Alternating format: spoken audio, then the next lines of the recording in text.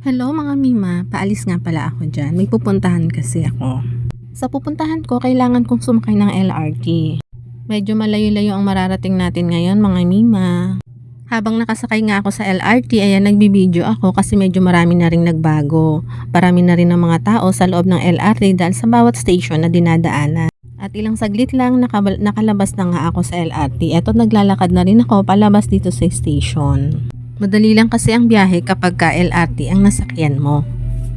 Nakarating na nga ako dito sa lugar na kung saan ako pupunta. Hindi pa yan ang target ko, mag-ikot-ikot mo muna ako. Ito nga pala yung kainan dito sa Binondo na sikat. Kaso hindi mo nakakain dyan kasi mahal dyan. Sa kalalakad ko nga eto't nakarating na nga ako dito sa Chinatown, dito sa maraming mga incheck. Hindi naman ako maghahanap ng incheck, mga Mima. Ganda lang dito, marami ka ring makikitang kakaibang bilihin. Sa kalalakad at kaiikot ko nga, may nadaanan akong Jollibee kaya huminto muna ako para kumain. Habang inaantay ko nga yung order ko, ayan binibidyohan ko yung mga tao dyan sa loob ng Jollibee kasi nga mga mukhang inchik talaga or inchik pala talaga. Kasi nga dito nga ito sa Chinatown, ayan kahit yung mga nasa likuran ko, mga Chinese yan. Wala lang, trip ko lang silang videohan, ganon. After ko nga kumain, naglakad-lakad ulit ako. Papunta na rin naman ako dun sa target na pupuntahan ko. Ay, dyan nga pala ay malapit ng bilihan ng mga alahas. Alam nyo ba guys, ang mumura ng alahas dyan, 3,200 per gram. Ang gaganda. Hindi lang ako makapag-video dun sa may mga alahasan kasi pakiramdam ko iba yung ambience niya. At eto na nga mga Mima, nakarating na ako dito sa target ko. Ako'y magpapagawa ng salamin sa mata. Kasi nga may nakapagsabi sa akin na yung halaga na 3,000 dito sa atin ay 500 ko lang dito makukuha. Actually bago ako pumunta rito nagpa-check up na rin naman ako dito. 2 doktor na rin yung nagpa-estimate ako. 3K nga ang price nila. Meron din naman silang doktor dito check upin ka bago ka naman nila gawan. At ayan nga nagawa na yung aking salamin.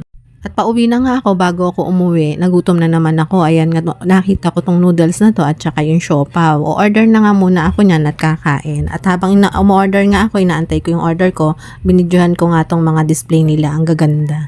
Eto na nga dumating na yung order ko. Ang laki pala ng bowl nila. At saka in fairness, mukhang masarap. Hindi ko pa natitikman. At eto nga tinikman ko na yung sabaw nila. Talagang panalo sa lasa. Kakaiba talaga yung pagkain ng mga incheck ano. At sabi ko kapag may natira ako, iti-take out ko talaga kasi masarap talaga siya. Dahil nga sa laki, sigurado namang hindi ko ito mauubos. Pasensya na kayo sa subok ko mga Mima kasi talagang ako'y nagugutom dyan. At habang kumakain nga ako, sabi ko sa sarili ko, ang laki talaga ng natipid ko. Almost 2,000 yung natipid ko kasi 500 lang yung salamin and then siguro mga estimated ko yung gastos ko is 500. Kaya kung ako sa inyo, kung halimbawang kailangan nyo ng salamin sa mata at magpapagawa kayo, dumayo kayo ng Quiapo, ang dami, halos lahat doon, ang daming gawaan ng mga salamin. Talagang 500 lang ang range nila or pagka mataas naman yung mga grado nyo, tataas lang siya doon ng kaunti. Hindi kagaya ng mga libo-libo yung binabayaran natin dito. Hindi ko naman sa sinisiraan sila, kaya lang makakatipid ka, diba? Ayan nga yung siopaw nila, ang sarap din ng siopaw nila at ang daming palaman, hindi siya tinipid. After ko nga kumain, ayan, pauwi na rin naman ako kasi sabi ko nga, kailangan bago dumilim, nasa Antipolo na ako. Hapon na rin kasi yan, mga oras na yan. Hindi naman ako mahihirapan sumakay dito sa LRT kasi nga first station ang Recto. Ang iniisip ko kasing mahihirapan ako, baka abutin ako ng rush hour sa Antipolo. Kaya ayun, kailangan ko talagang makasakay at ayan nga, buti dumating na yung LRT at makakasakay na rin ako. At pagtingin ko nga sa may bintana, ayan umuulan pala, inabutan pa ako ng ulan at medyo madilim na rin. At eto na nga't nakarating na nga ako dito sa SM Masinag, dito lang yan sa may gilid. May sakayan dito ng pa-Antipolo. Ayun na nga ang haba rin ng pila. Kaya sabi ko, matatagalan din talaga ako bago ako makauwi. Syempre pagod na ako sa mga oras na yan. Gusto ko na talagang makauwi. Pero sandali lang naman pala ang biyahe kasi marami naman palang sasakyan at ayan nga nasa may unahan na ako at makakauwi na rin ako sa wakas.